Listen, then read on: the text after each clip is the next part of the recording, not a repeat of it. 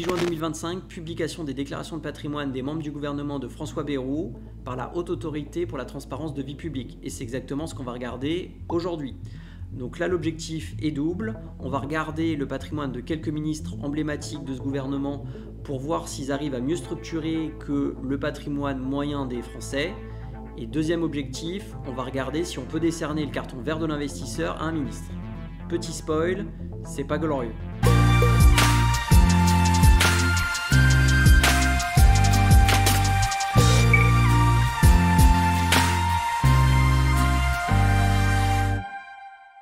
On va commencer par François Bayrou.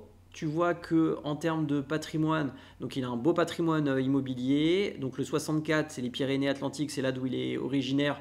Il a quelques propriétés qu'il a achetées il y a un certain temps. Il a fait quelques travaux, donc ça s'est apprécié. Sa résidence principale sur Paris. Donc là, ça suit le marché immobilier parisien. Il l'a acheté en 97 pour 335 000 euros. Il a fait un petit peu de travaux. Et là, aujourd'hui, il estime que ça vaut 550 000 euros. Il a eu par succession et donation familiale des terres agricoles dans les Pyrénées, qu'il a vraiment des racines dans les Pyrénées. Et là, on va descendre un petit peu et là, on va commencer à voir les problèmes. Le premier, c'est qu'il n'a pas structuré son patrimoine à travers des sociétés civiles immobilières, donc des SCI. Ça, donc je te ferai des vidéos dessus, ça permet finalement de transmettre, d'optimiser ta fiscalité pour tes héritiers. Donc là, on voit que tous ses patrimoines, il le détient, enfin tout son patrimoine immobilier le détient en direct. Donc c'est pas optimisé à ce niveau-là. On va descendre encore un petit peu et là, autre gros point noir, tu vois qu'il n'a pas d'instrument financier, ni de compte titre, ni de placement financier en fait.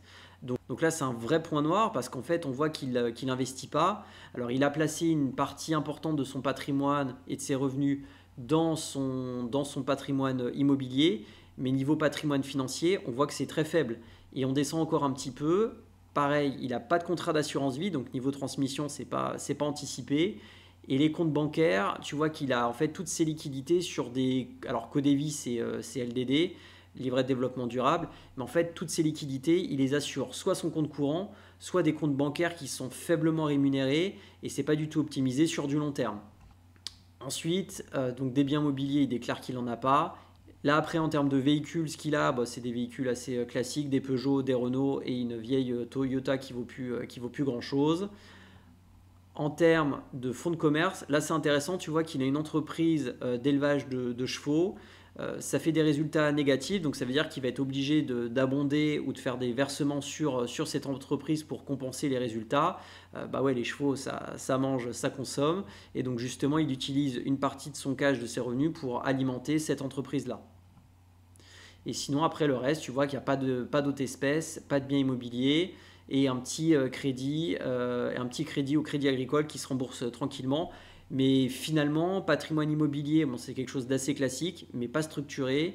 Et son patrimoine financier, là, c'est vraiment le néant, il y a quasiment rien. Des liquidités, mais ce n'est pas optimisé sur un PEA, sur une assurance vie pour préparer la transmission. En tout cas, ce n'est pas optimisé fiscalement. Donc on est plutôt sur un carton rouge. Deuxième ministre, c'est Éric Lombard, le ministre de l'économie et des finances. Et là déjà, on comprend pourquoi est-ce qu'il est ministre des Finances. Il a vraiment mieux structuré et il a investi. On va voir ça tout de suite. Là, au niveau de son patrimoine immobilier, on voit qu'il est propriétaire d'une maison dans le 56, donc dans le Morbihan, pour 410 mètres carrés. Tu vois qu'il est en fait usufruitier, il n'est pas pleinement propriétaire. Donc ça déjà, c'est des schémas pour optimiser ta fiscalité. Pareil, je te ferai des vidéos pour t'expliquer le schéma.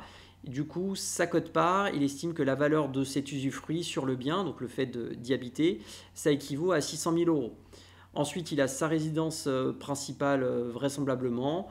Donc là, il a fait pas mal de travaux dessus. Il estime que ça ne s'est pas forcément apprécié. Il a un autre bien qu'il détient donc, par succession, pareil dans Paris pour 180 000 euros. Donc là, ça doit être une succession familiale. Donc là, il estime que sa quote-part, elle est à 1,4 million. Alors là, si on descend, on voit qu'en fait, il n'a pas de SCI pour structurer son patrimoine immobilier, mais tu vois qu'il a des valeurs mobilières non cotées, donc la SAS Almadera. Et donc en fait, la SAS Almadera, c'est une société de conseil pour les affaires et les sociétés de gestion. Mais tu vois, par exemple, qu'en 2022, ça avait un résultat net d'un peu plus de 6 millions. Là, c'est eu un résultat net négatif, mais on n'a pas le détail pour expliquer ça. mais tu vois que c'est une société qui est quand même assez conséquente et il a des parts dedans. Alors si on revient sur son patrimoine, donc il a un compte titre chez BNP. Alors là je pense qu'il a dû oublier un zéro parce que il indique qu'il n'y a pas de valeur sur ses titres. Et au niveau de l'assurance vie, donc là ça fait plaisir, donc on va lui décerner le petit carton vert, parce que là on voit qu'il a ouvert des contrats d'assurance vie donc pour optimiser sa transmission. Alors le point négatif c'est qu'on ne voit pas la composition de ces contrats d'assurance vie, si c'est plutôt en euros ou en unités de compte. Alors tu vois que c'est un montant assez important. Alors après on ne voit pas le montant qu'il a versé, le montant de plus-value. On n'a pas ce niveau de détail là, mais en tout cas c'est bien pour lui d'avoir anticipé sa transmission. Et ensuite, le montant de ses comptes courants, finalement par rapport à son patrimoine, on voit que c'est assez faible. Donc ça répond à l'objectif de placer entre 3 et 6 mois de tes revenus sur des comptes bancaires classiques en cas de besoin. Ensuite, donc, au niveau de ses biens mobiliers, on voit qu'il a un piano à queue pour visiblement 45 000 euros, donc ça doit être une belle pièce. Il a un voilier RM 1070, alors ça, je ne sais pas du tout ce que c'est. On va regarder ça. Un voilier, hop, si on peut avoir quelques petites images, c'est plus sympa. RM 1070. Ok, donc c'est un petit voilier qui est quand même assez sympa pour quand il va en Bretagne. Collection de divers objets d'art, donc là il en a pour un peu plus de 600 000 euros. Donc pareil, on n'a pas le détail, on a juste la masse. Et véhicule à moteur, donc visiblement il n'a pas de voiture, il n'aime pas les Toyota de François Bayrou. Et là ensuite il a un compte courant d'associés, donc Almadera c'est la société que je t'ai présentée tout à l'heure, pour un peu plus de 4 millions. Donc ça veut dire quoi? C'est en fait des fonds qu'il a apportés, qu'il a prêtés à sa société Almadera et qu'il pourra récupérer sans qu'il paye d'impôts d'Almadera quand la société sera bénéficiaire. Donc ça c'est un moyen en fait de se faire de la trésorerie sans payer d'impôts. Ensuite, il a un compte inactif en Italie et il a un prêt immobilier auprès de BNP dans le cadre d'une acquisition d'un bien qu'on a vu tout à l'heure. Dernier ministre que je vais te présenter aujourd'hui, donc Marc Ferracci. Alors là, on est passé au stade ultime. Alors son patrimoine immobilier, c'est assez classique. Il a sa résidence principale, un appartement dans Paris et un autre bien qu'il a détenu qu'il a eu par succession. Mais en fait, là déjà tu vois qu'il a une SCI. Donc ce que je te disais tout à l'heure, ça permet en fait de structurer à la fois la fiscalité et de préparer la transmission. Là, alors on n'a pas le détail de la SCI, mais en fait dans la SCI, il y a deux belles villas parce que les deux valent 6 millions d'euros. Dans cette société, il a un compte courant d'associés. Alors là, je pense qu'il y a une virgule qui manque, mais pour, je pense, à peu près 7 millions d'euros. Donc pareil, ça c'est des fonds qui ont été apportés à la société. Et la société, un jour ou l'autre, elle devra rembourser les associés de cette somme-là. Et du coup, comme il en détient que 0,2% de cette SCI, probablement familiale je pense, du coup, sa part vaut pas grand-chose parce que tu vas déduire le passif de l'actif. Et donc, comme finalement, il y a beaucoup de passifs, même si tu as des biens détenus à l'intérieur de la SCI qui valent beaucoup, finalement, la SCI en elle-même vaut pas grand-chose et c'est pour ça qu'il a mis cette valeur-là. Alors ensuite, en autre valeur mobilière, on voit qu'il est pleinement propriétaire de parts de Icar Finance. Icar Finance, en fait, c'est une société d'expertise comptable. Tu vois qu'en termes de dirigeants, en fait, tu as Pierre Ferracci. Pierre Ferracci, c'est le père de Marc Ferracci, le ministre. Et tu vois qu'en termes de finances, si on dézoome un petit peu, tu peux voir qu'en 2022, le résultat net était à plus de 2 millions. Bon, 2023, ça baisse, on est à 1,5 million, mais c'est quand même une grosse société qui fait pas mal de résultats nets. Et donc le ministre a des parts dans cette société-là.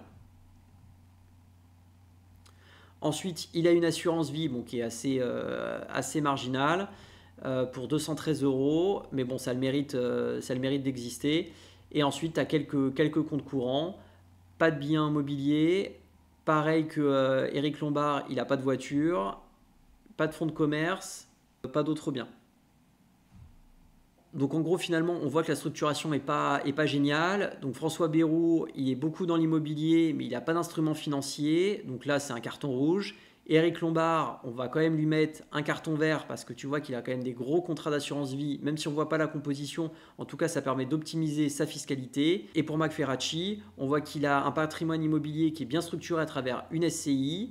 Et ensuite, il a des instruments financiers à travers les parts qu'il a dans la société de son père. Ça permet finalement d'optimiser la fiscalité. On va lui mettre un petit carton jaune parce qu'il pourrait pousser un petit peu son contrat d'assurance vie. Voilà, c'est déjà fini pour cette vidéo. Un grand merci à toi de l'avoir regardé jusqu'au bout. Il y a d'autres vidéos qui s'affichent juste à ta gauche. Ce serait dommage pour tes investissements de s'en passer. Et n'oublie pas, fais décoller ton épargne et fais-moi grossir ce petit cochon. Allez, bonne semaine, salut!